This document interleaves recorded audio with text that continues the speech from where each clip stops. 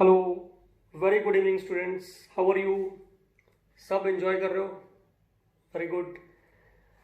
Okay, तो आज हम करवाएंगे आपको क्लास 11th का बड़ा इंटरेस्टिंग टॉपिक वेक्टर में से, और ये कंपटीशन पॉइंट ऑफ व्यू से भी बहुत इंपॉर्टेंट है, दैट इज़ स्केलर प्रोडक्ट और डॉट प्रोडक्ट।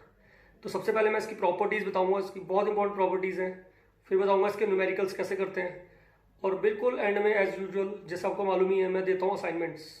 काइंडली वो सॉल्व करो और उसके जो भी रिजल्ट या आंसर्स हैं उसको कमेंट सेक्शन में डालो, ठीक है? अरे यार काइंडली एक काम कर लिया करो, काइंडली जब वीडियो देख लेते हो ना थोड़ा लाइक का बटन भी दबा दिया करो, थोड़ी सी अप्रिशिएशन मिलती है, ठीक है? कुछ और हम मेहनत करें। ओके, तो इससे पहली वाली वीडियो में मैंने आपको करवाया था कि ट्राइंगल ऑफ वेक्टर एडिशन के न्यूमेरिकल्स कैसे करते हैं।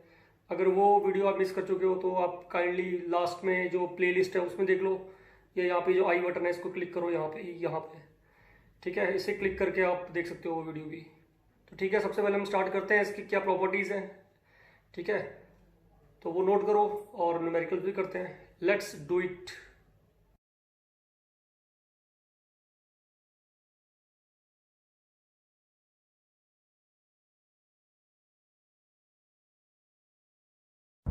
ओके स्टूडेंट्स, तो चलो हम स्टार्ट करते हैं फिर स्केलर प्रोडक्ट और डॉट प्रोडक्ट। तो इससे पहले कि हम ये स्टार्ट करें, सबसे पहले आपको पता होना चाहिए कि अगर ये वेक्टर है, ये मैं पहले भी बता चुका हूँ आपको, तो ये है वेक्टर। अगर इसका मैग्नीट्यूड लिखना है तो आप इसके ऊपर एक मॉड लगा दो, इसको बोलते हैं मैग्नीट्यूड। जब मॉड लगाते हो तो डायरेक्शन खत्म हो जाती है ना, और जब डायरेक्शन ही खत्म होगी तो वेक्टर थोड़ी ना, वो क्या बन गया उसका मैग्नीट्यूड। या फिर आप सिंपल उसको बेटा ऐसे लिख दो सीधा ए, ऊपर एरो नहीं डालना, ठीक है? इसकी डायरेक्शन नहीं है। This is magnitude and what is this? This is vector. तो वेक्टर ये है और मैग्नीट्यूड ये है, ठीक है? ये आपको पता होना चाहिए। तो देखो स्केलर प्रोडक्ट क्या होता है। सपोज करो कि आपके पास दो वेक्टर्स हैं, एक वेक्टर ये है, इसको बोलते हैं ए वेक्टर, और ये दूसरा वेक्टर है, कोई इनिशियल वेक्टर कह सकते हैं, इनका स्टार्टिंग पॉइंट सेम है, और इनके बीच में एंगल कितना है? थीटा। तो ये स्केलर प्रोडक्ट क्या होता है? स्केलर प्रोडक्ट या डॉट प्रोडक्ट का मतलब होता है कि जब दो वेक्टर का हम डॉट प्रोडक्ट करते हैं वो किसके इक्वल आता है? वो आता है प्रोडक्ट ऑफ इट्स मैग्नीट्यूड, ये दोनों इसके मैग्नीट्यूड है, and cosine of angle between them, और बीच में जो एंगल है उसका कॉस ले लो। दिस इज स्केलर प्रोडक्ट या डॉट प्रोडक्ट। और इसको आप ऐसे भी लिख सकते हो, it is equals to A B cos theta, ठीक है? This is dot product. तो इसकी डेफिनेशन क्या हुई? Dot product of two vectors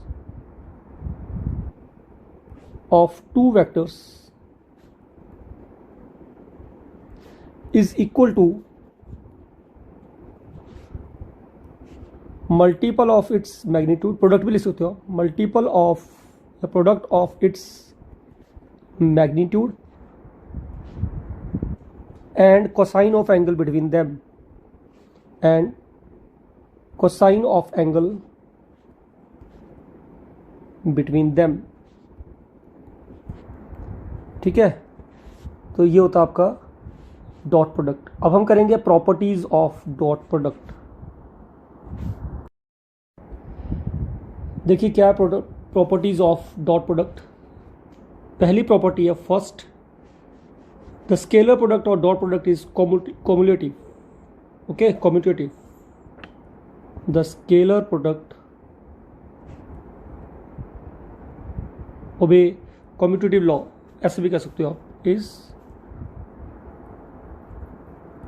commutative. देखो इसका क्या मतलब होता है? इसका मतलब होता है ए डॉट बी जो है ना, इसको अगर हम ऐसे लिख दो बी डॉट ए, दोनों सेम आते हैं बेटा, बिल्कुल।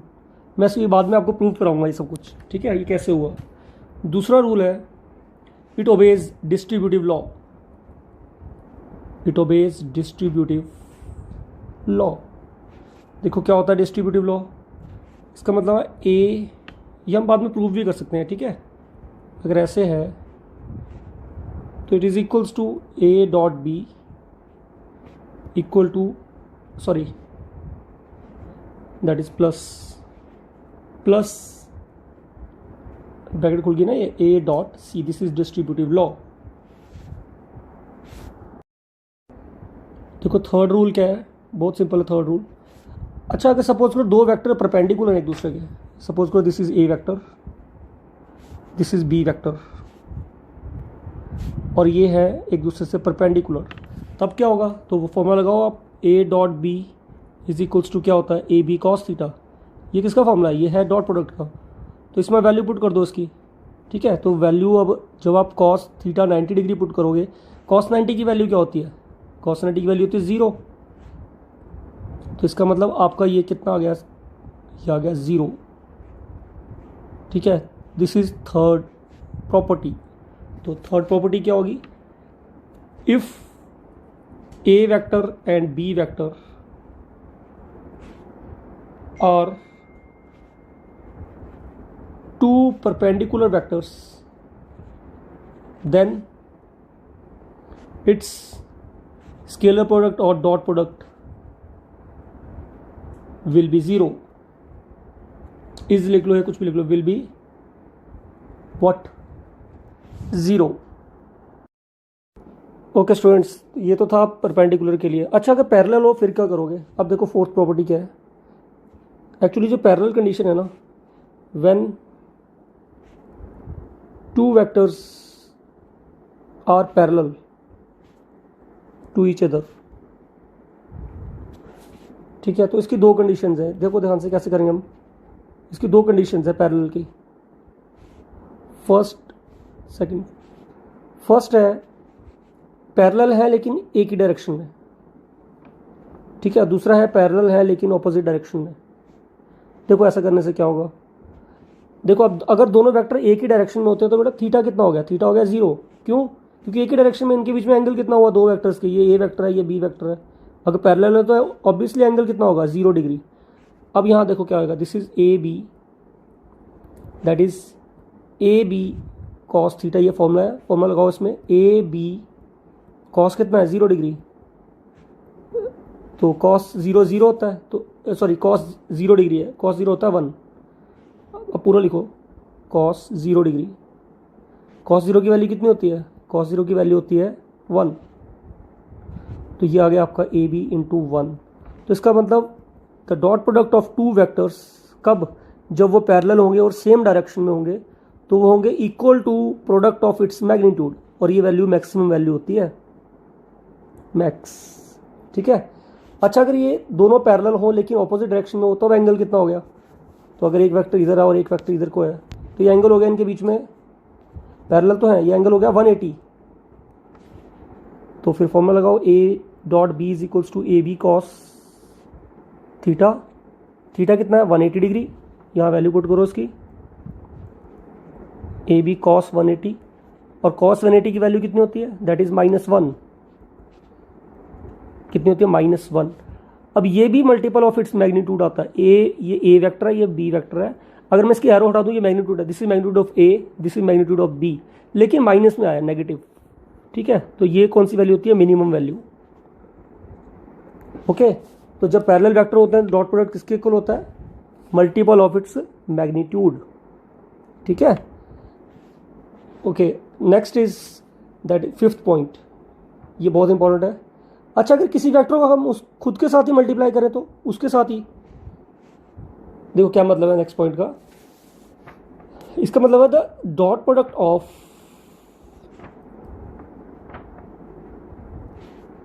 Vector with respect to itself, खुद के साथ ही, itself is square of its magnitude, square of its magnitude.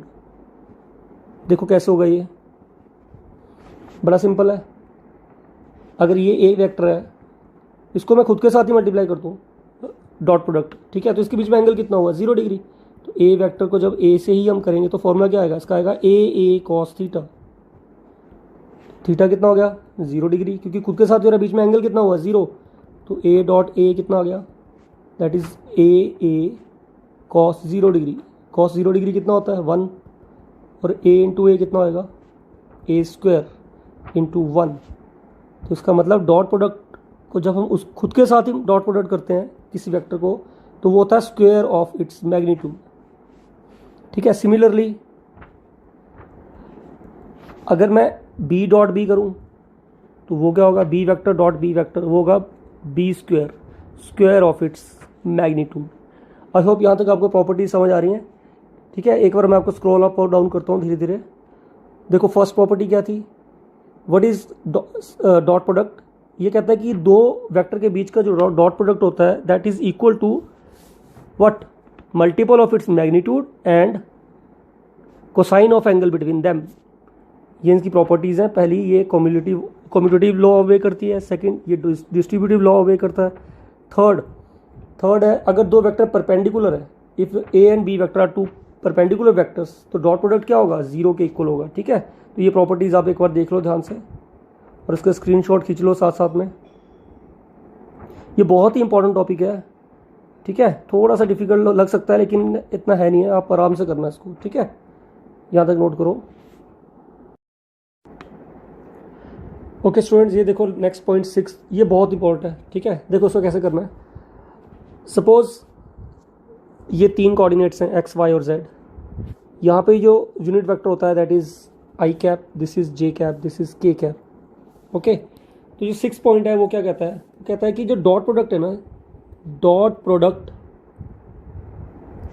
Of two similar base vectors या यूनिट वेक्टर्स इज यूनिटी।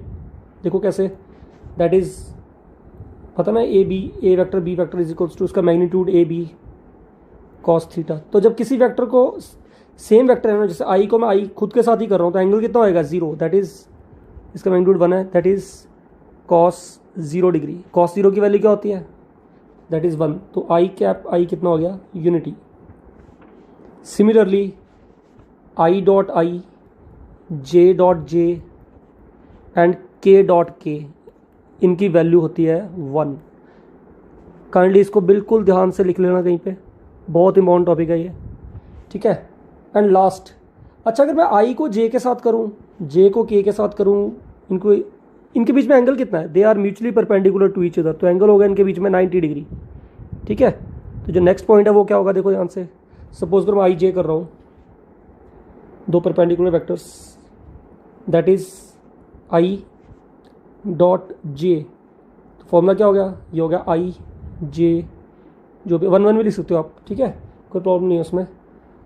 अब एंगल कितना हो गया, 90 डिग्री, तो कॉस 90 की वैल्यू क्या होती है, दैट इज 0, तो I dot J equal to 0। ठीक है, सिमिलरली आप क्या लिख सकते हो, I dot J, J dot K and K dot I, इनकी वैल्यू होगी 0। ये दोनों पॉइंट बड़े इंपॉर्टेंट है, बहुत ज़्यादा, इनको आराम से देख लो। ये I dot I, J dot J और के डॉट के इज इक्वल्स टू 1, और जब आई जे के आई इज इक्वल्स टू 0। तो ये थी इनकी प्रॉपर्टीज़, ये बहुत इंपॉर्टेंट प्रॉपर्टीज़ हैं, काइंडली नोट इट। अब हम करेंगे इसके न्यूमेरिकल्स। ठीक है,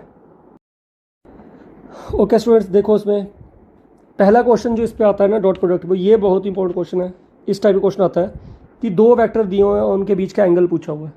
ठीक है, find the angle between the vectors A vector this and B vector this. देखो कैसे करना है इसको, ये है डॉट प्रोडक्ट के क्वेश्चंस। ठीक है, अब आप जानते हो फॉर डॉट प्रोडक्ट आप सीधा लिख लो, वी नो दैट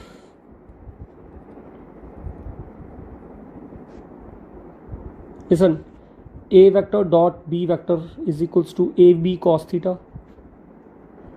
तो कॉस थीटा कितना हो गया, that is A vector dot B vector divide by its magnitude, that is A B. Okay, तो अब मैं आपको बताता हूँ कि हम वेक्टर से पहले मैग्नीट्यूड कैसे निकालते हैं। ठीक है, सपोज करो कि एक वेक्टर है ए वेक्टर, इसकी वैल्यू थी आई कैप प्लस 2 जे कैप माइनस के कैप। ठीक है, दिस इज वेक्टर, सॉरी यहाँ पे मॉड नहीं आएगा, I apologize, this is a vector. अब अपने इसका मैग्नीट्यूड निकालना है। ठीक है, तो इसका मैग्नीट्यूड देखो कैसे निकलेगा, या तो आप यहाँ पे मॉड डाल दो, ये इसका मैग्नीट्यूड बन जाता है, this is vector, this is magnitude, या फिर इसको सीधा ही लिख दो, बस ऊपर एरो नहीं आएगी। ठीक है, दिस इज मैग्नीट्यूड। तो इसको निकालने का तरीका ये होता है। ओके, देखो कैसे करेंगे अब हम, स्क्वायर रूट ऊपर देखो, यहाँ पे इसके सामने जिनके जैसे आई कैप है, इसके सामने जो है magnitude that is I 1, this is 1 का स्क्वायर प्लस 2 का स्क्वायर, जे के यहाँ पे कितनी वैल्यू है 2, यहाँ वैल्यू पुट कर दो, प्लस यहाँ पे आएगा 1 माइनस 1 का स्क्वायर, ठीक है। तो ये आपका ए आ गया 1 plus 4 plus 1, this is √6। Similarly B vector का भी निकाल लो बेटा। बी वेक्टर क्या है, बी वेक्टर है ऊपर देखो आई, ये रहा बी वेक्टर ये पूरा, ठीक है। इसकी वैल्यू लिखो यहाँ पे। तो बी वेक्टर है आपका माइनस आई कैप था प्लस जे माइनस 2 के कैप, यहाँ पे 1 1 लिख लो साथ में। ओके, इसका मैग्नीट्यूड कैसे निकलेगा फिर, अभी बताया मैंने आपको, इसका स्क्वायर प्लस 1 का स्क्वायर प्लस माइनस 2 का स्क्वायर। मैग्नीट्यूड बेटा नेगेटिव में नहीं होगा, ठीक है, क्योंकि मॉड लगा होता है ना इसके यहाँ पे, इसका कोई डायरेक्शन नहीं होती इसकी।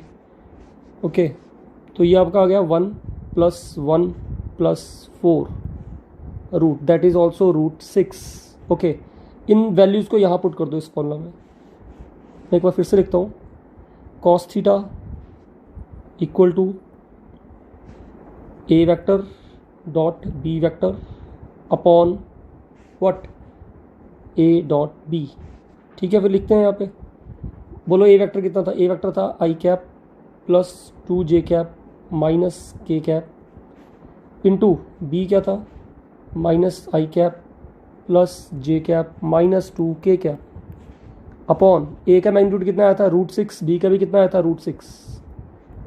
ओके, अब यहाँ देखो ऊपर एक फॉर्मूला लगेगा, यहाँ देखो सारे बच्चे, मैं रेड पेन यूज़ करता हूँ उसके लिए, रेड मार्क का यूज़ कर रहा हूँ मैं, ठीक है। सपोज करो यहाँ पे है x1 आई कैप प्लस x2 जे कैप प्लस x3 के कैप, ठीक है। इसको हमने मल्टीप्लाई किया किसके साथ, y1 आई कैप प्लस y2 जे कैप प्लस y3 के कैप। अब देखो यहाँ पे क्या फॉर्मूला बनेगा, ये बनेगा, आपने क्या करना है, देखो आई को आई वाले के साथ मल्टीप्लाई करना है, जे को जे वाले के साथ और के को के वाले के साथ। क्यों, क्योंकि अब आई को जे से करोगे तो वो तो 0 आएगा। अभी मैंने फॉर्मूला बताया था आई डॉट जे कितना होता है 0, तो आई को आई वाले के साथ करना है, ठीक है। तो ये फॉर्मूला बन जाएगा x1 y1। अब आप बोलोगे सर आपने ये क्यों नहीं लिखा आई कैप डॉट आई कैप, क्योंकि इसकी वैल्यू 1 होती है, मैंने आपको पहले बताया था, प्लस x2 y2, आप लिखना तो लिख दो, चलो लिख दिया, प्लस x3 y3 के कैप डॉट के कैप। इनकी वैल्यू क्या होती है, इनकी वैल्यू होती है 1, मैंने अभी बताया था आपको, ठीक है। तो यहाँ पे आ गया x1 y1 plus x2 y2 plus x3 y3, ये फॉर्मूला यहाँ यूज़ होगा, ठीक है। मैं यहाँ लिख देता हूँ, यहाँ पे आएगा 1, जहाँ कुछ नहीं होता वहाँ 1 लिखते हैं, ठीक है, 1 1। तो आप इसको इससे मल्टीप्लाई कर दो, इसको इससे कर दो, इसको इससे कर दो, तो आपकी इक्वेशन क्या बन गई, it becomes cos theta equal to, ऊपर देखो क्या आएगा, 1 इंटू -1, फिर प्लस सेकंड देखो 2 इंटू, यहाँ पे 1 है, जे को जे वाले के साथ करना है ना, 2 इंटू 1 प्लस लास्ट के को के वाले के साथ 1 इंटू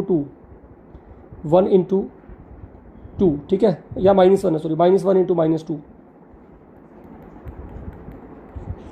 ओके, और नीचे क्या थी वैल्यू, √6 इंटू √6। फर्स्ट में वैल्यू क्या थी, 1 को -1 से किया हुआ, ठीक है।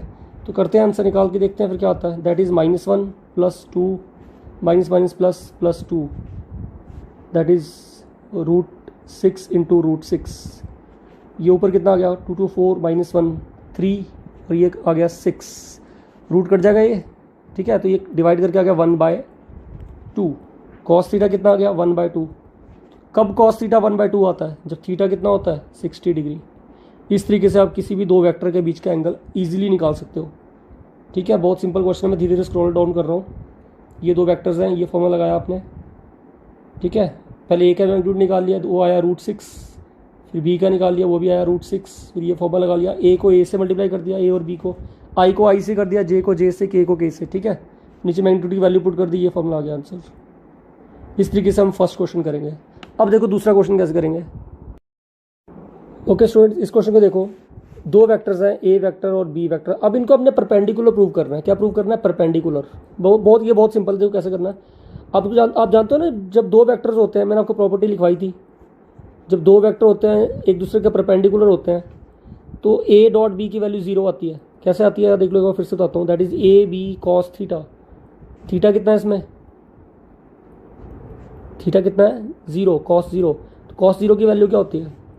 कॉस जीरो की वैल्यू होती है, सॉरी कॉस जीरो नहीं, 90 डिग्री। कॉस 90 डिग्री वैल्यू होती है जीरो। तो ये आ गया आपका जीरो। तो ए डॉट बी कितना आ गया? जीरो। तो परपेंडिकुलर वेक्टर के लिए, परपेंडिकुलर प्रूव करने के लिए दो वेक्टर्स का जो स्केलर प्रोडक्ट होता है या डॉट प्रोडक्ट होता है वो जीरो होना चाहिए। ठीक है, अब हम करके देखते हैं। ठीक है, देखो ए वेक्टर क्या था? ए वेक्टर था I cap plus 2j cap plus 3k cap. और बी वेक्टर क्या था? वो था 2i cap minus j cap. अब बच्चे बोलेंगे यहाँ पे तो k है ही नहीं। अगर k ना हो तो अपनी तरफ से लिख दो, दैट इज 0k कैप। ठीक है, ओके। अब इसको मल्टीप्लाई करना हमने a डॉट बी। तो अब ये आपको बताया मैंने कैसे करते हैं। ठीक है, आई वाले को आई वाले के साथ, जे को जे के साथ, के को के साथ। तो ये क्या बन गया? इसको इसके साथ मल्टीप्लाई कर दो, इसको इसके साथ कर दो, यहाँ 1 है, इसको इसके साथ कर दो। That is 1 into 2 plus 2 into -1 plus 3 into 0। तो ये सॉल्व करके कितना आ रहा है देखो यहाँ पे, ये आ गया आपका 2, दैट इज़ -2 प्लस 0। तो ये वैल्यू कितनी आ गई? ये value it comes out to be 0। इसका मतलब ये प्रूव हो गया, हेंस प्रूव्ड।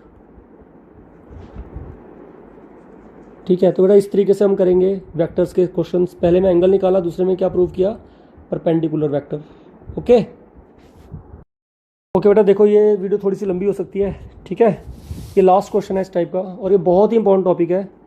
काइंडली जब वीडियो खत्म होगी लास्ट में आपको असाइनमेंट डाले हैं, उसको सॉल्व कर लेना और कमेंट बॉक्स में आंसर डाल देना। ठीक है, देखो इस क्वेश्चन में क्या करना है।